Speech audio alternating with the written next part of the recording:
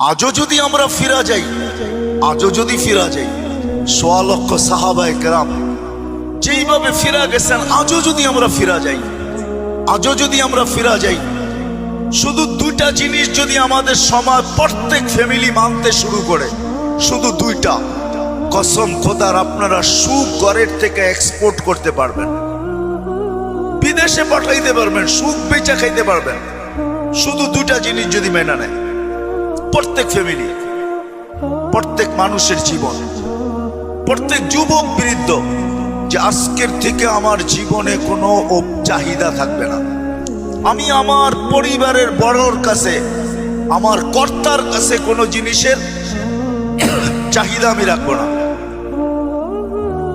চাহিদা রাখবো না।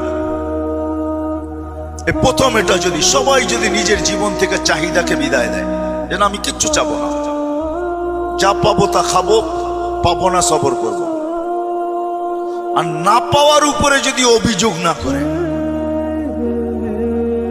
সুখের রাস্তায় সবচেয়ে বড় লানত হলো এই দুইটা, চাহিদা আর অভিযোগ। মনে হয় বোঝেন নাই? পাওয়ার জন্য চাহিদা, না পাওয়ার বিরুদ্ধে কি অভিযোগ।